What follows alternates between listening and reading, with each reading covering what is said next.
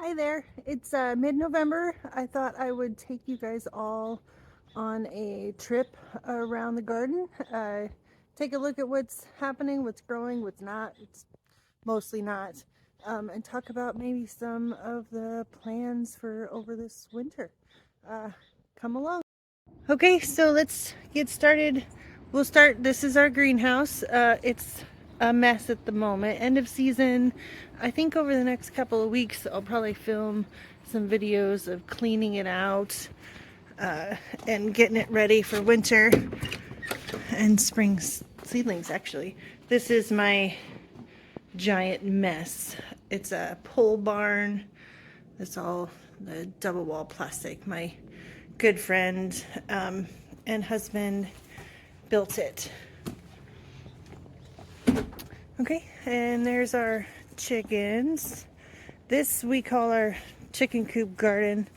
Right now, it's mostly covered up. Well, 3 rows are covered up. There's 7 total. And these, we have ranunculus and anemone in there. These other 3 will also get that, but I think I've decided to give it a try planting in spring. These are all looking pretty good so far. It's been warm and wet, and thankfully this drains well enough, so we'll see how long that lasts. There's Winston and Izzy. Hi guys. Izzy always chewing on something. And our little apple orchard, we never got around. I'm kind of disappointed we never got around to picking all the apples or to calling kids up harvest. We do have 1 chicken in there. The rest of them have gone the way of the world, but they're still in there, or the one is still there. We'll get more in the spring. There's Winston, he's always right by our side. So this area right here, John just started clearing it. We intend over this winter to put in a little barn so we can store all of our irrigation and all that stuff. And then right here, a little 8x8 flower cooler that we can double in the winter for like a root cellar kind of situation. But yeah, big plans for this fall or this winter. Okay, this is all of our lilies. It's not exciting. And then my giant mess of a field. Let's go on in. So here, this is our little mini shade garden. We have heucheras and hellebores. Need to clean up the hostas. It gets some sun at the end of the day in the middle of the summer, but mostly it stays in the shade. This was where we had squash last year, sunflowers, or this year I should say, sunflowers, feverfew, and some other random successions of sunflowers. All of my black-eyed Susans, gosh, don't judge me, this whole thing looks miserable. All my straw flowers. Oh, you know, this year my best, most productive crop happened to be this ugly brown pile, and that's all the zinnias. I had some fantastic zinnias this year. Back here, this eventually, over the next couple years hopefully, will turn into a hedgerow. It has cherry trees and lilacs and some roses. I want to get some more shrubs, more 9-bark, mock orange, all of the above. There are 20 rows here, 21 rows actually, and then along the fence we usually plant seedlings, or not seedlings, sorry, sweet peas, so they have something to crawl up. Yeah, some late successions of cosmos. We have, amazingly, the eucalyptus is the nicest looking thing out here. Look at this. Yeah, I'm just gonna leave it be. I'm sure it'll die at some point when we freeze. I had fantastic success with scented geraniums this last year. And all of this, is where my dahlias were. You can see some clumps that I didn't keep. And those were all seedlings, so those will go. away. I'll just dig them all up in a while and get rid of them. See, you can tell we did start working. I've put in some effort on it. It's gonna take quite a while before we get there. These two beds we amended, cleared out. It had amaranth and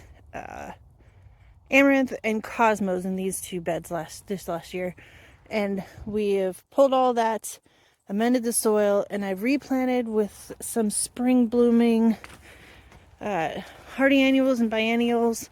There's some Sweet William, Foxglove, Bupleurum, Larkspur, all of these, and oh, look, they've sprouted. How exciting. Oh, I can't wait. I know, this season has just ended and I'm still got a ton of work, but I'm still excited for next year. Up here, besides John's stadium seating for our flower field, I've learned a lesson with chrysanthemums, and I need to give them a whole lot more structure to stand up on. However, we've had a good hard frost a couple of times now, and they're still looking beautiful. I'm gonna have to cut some of those sometime soon. Make some arrangements. They last like 2 weeks. I could probably get it all the way to Thanksgiving. These are just some perennials. There's lupins and yarrow, a bunch of mint and oregano and sage herbs. John likes the herbs. So do I, actually. They make really good floral filler. Over here is more. There's delphinium and some echinacea and more herbs along the edge. This is our baby peony garden. I know, it's not very many. We have a tiny farm. There's maybe, I don't know, half an acre total that we have growing. But I love this. I gotta clean them all out so they can get ready for next year and not have any disease. This is just the garden outside. When I come out here, I'll show you what it looks like. Again, don't judge.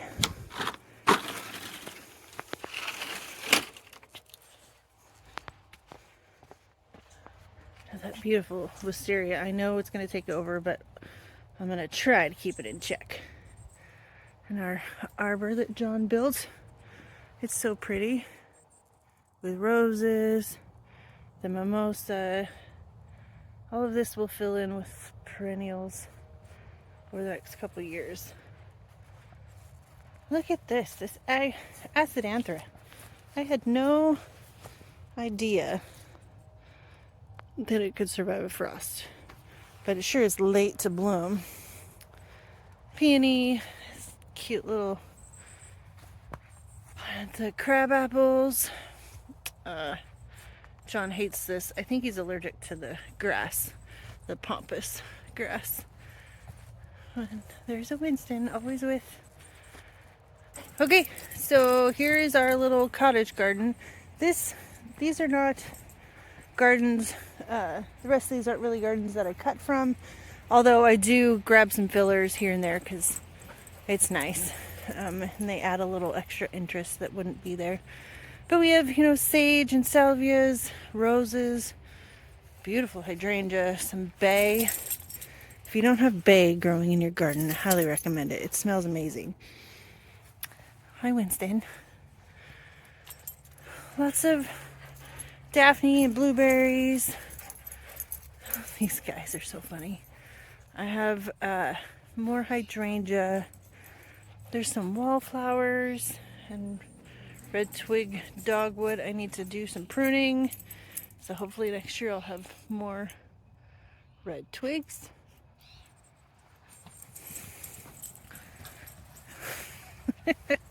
They love their life out here. We have this garden has creeping trumpet has taken over. There's crocosmia. It's kind of contained there, which is good. Some heather, more hydrangea. We live in a fantastic climate for hydrangea, though this one burns. It's out in full sun all day. We need to figure out how to get drip to it so that it is protected a little more. Sedum, it always looks so good this time of year. And this is what we call our veggie garden. Last year, we just planted squash in it, pumpkins and butternut squash and whatnot. These were overwintered calendula. I really need to dig these out because they're going to do the same thing next year. They've already dropped 1 million seeds. Everything needs cleaned out. My dinosaur kale, it somehow stays alive the last couple of years. I would cut it down and take it out, but I eat it. And then in the spring, it blooms and it's extra filler for my flowers. And a volunteer shard there. Our fig tree is losing all of its leaves. Man, there's a lot of cleanup to be done. This season, just a while ago, I planted all along the fencing, all along the edges, bearded iris. I love them, and I'm hopeful that they will do well this next spring. And look, this is ranunculus that I planted last year. I didn't get any flowers out of it, but this year it's still stuck around and it's gonna try again. I'll give it some food and let it stay. Volunteer tomatillos, I don't know where they came from. The rest of this bed needs to just get cleared out. This one I planted garlic. Nothing has sprouted yet, but I suspect it will soon. And the rest of these are empty, just waiting for some more compost, which is in that great big pile right there, and to be planted. So this part of the garden is on the north side of the house, and it's not really for cutting, but I do get hellebore, and those are my absolute favorite. And I will cut those. And the lady's mantle has planted itself sporadically along this bed, and I will cut those when they flower. This garden we call our Italian patio. It looks nothing like it, but this was a COVID project. We had nothing better to do, so we built ourselves a little patio, and it gets roasted in the sunshine in the summertime. Here we have lilac, crabapple. There's a confused poppy, some dahlias. John calls this one his sagebrush tree. I don't know what it is. Black-eyed Susans are volunteers. More hawthorn. Oh my goodness, look at this daisy. I just won't give up. I think it's supposed to freeze next week. It'll go away. John has marked my dahlias and whatnot. This tree is a magnolia. We gotta limb it up because it looks like a giant blob at the moment. Hi, Izzy. We're mostly forested. We have 7 acres here, but most of it is just wooded. This garden, there's Izzy, always right next to us. Can't be outside without him. This garden has our David Austin roses. We call it our bedroom garden because our bedroom is right over here. But this is where the well is. And we have David Austin roses. There's 5 of them there. 4 of them there. And then these peonies. And then I used to have a whole bunch of daffodils in this little bed. Gosh, it's a mess. I have so much work to do. But those 2 peonies that were here, I'll come over here. The 2 peonies that were right here on the end of this little short row, they had something going on. So I dug them up, got rid of them. I'm going to put 2 more roses there. Boscabelle Boscobel is my favorite David Austin rose. That dark pink is such a great color, especially mixed with orange. So Boscobel is my favorite. So I have 2 more there. And then this little row that used to have all the daffodils, I have gotten 5 more David Austin roses. In here, this little section right here is, there's daffodils. I moved them from this garden, moved them over here. And then there's tulips. There's 2,000 of them right there. I still need to move the dirt back. I thought it was going to take more room than it actually did. The bulbs were smaller and I'm a little concerned about it. But we'll see. I need to move all that dirt back over there and replant. The gutter, oh, this guy, that came from up here. It's a work in progress. Just, we got a lot of work to do this winter. Over here I have, look at these bees friend. They're going to be gorgeous next spring. These are Sweet Rocket. I'm unsure if they will survive the winter. I know they're supposed to be biennials, but I don't have anything else to put there. And I think that they have self-seeded in some areas. So hopefully we'll have flowers in the spring. These are Sweet William and then a patch of feverfew. Okay, and then this last garden, which my dogs just tried to destroy that cute little blue spruce over there. Digging it up, I have to figure out why. This is what my husband calls the St. Francis garden. That cute little St. Francis statue over there. This one has, this is a brand new garden this year. There was a great big clump of maple trees right there that would shine or put shadow on this garden. So we took them down, and there was a few other alders and whatnot that we took them all down, put in this arborvitae and cypress hedge back there that for the next few years it'll grow in and make an actual hedge. This is most of the year except for the middle of summer is it's a shade garden, and it will be everything back along the back will be shade. Let's go walk through. That mess is why we need a barn. Let's see, we've got our smoke bush and some yarrow.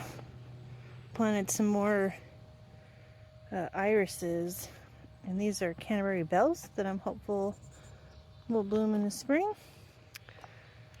I put a whole mess of tulips and daffodils in here this little while ago, a few weeks ago. Dusty Miller, some sedum, some other perennials, craspedia over there. This guy, this GM, look at it. Middle of November, and it's blooming. This is by far my favorite new little perennial. I could buy like 40 more of them. It's done such a good job blooming all season long, from spring through fall. Oh, let's see. My husband built this beautiful arbor that we have another little climbing rose. And over the next few years, it should climb up over to the top. Let's see. Dusty Miller, Virginia, some daylilies, a lot of wild roses. I love them though. I think they're just the coolest thing. Can you see these? In the spring when they have tiny pink blooms. They're not good for cutting or anything, but they're just fun. Let's see. John likes to sit out here. I don't blame him. All along here, we planted leucojum and snake's head fritillaria. I'm really looking forward to the spring. We have over here, we have some astilbes and heucheras, fuchsias, and a climbing jasmine. hostas, again, they've already melted. We have a friend down at the farmer's market who sells sedums, and we buy a lot of them from her. Let's see. There's another one of hers. Isn't that cool? There's a bunch of hellebores all along here, which seemingly are loving their life because they started blooming also. Oh, look at this guy. Boom. It got really cold and then warm. I think they think that spring is or winter's already happened. Oh, let's see. And then just some more shrubs and perennials, more stilby and bleeding hearts. So this was, we'll see if it'll survive my dog's attack, Honesty. It's a biennial, and it puts those really pretty little paper-like seed discs. They're really beautiful. They dry really well. And then there's the blue spruce. Again, my dogs just tried to destroy. And just some random trees. And back to the greenhouse. And this is our little tiny flower farm in the middle of November. Well, thanks for coming along. I know there's not a whole lot to see at the moment, but there will be over the winter. We'll take you along to watch all the progress, and hopefully we'll have a flower cooler and a barn by the spring that we need for all those tulips. Thanks for coming. We'll see you next time.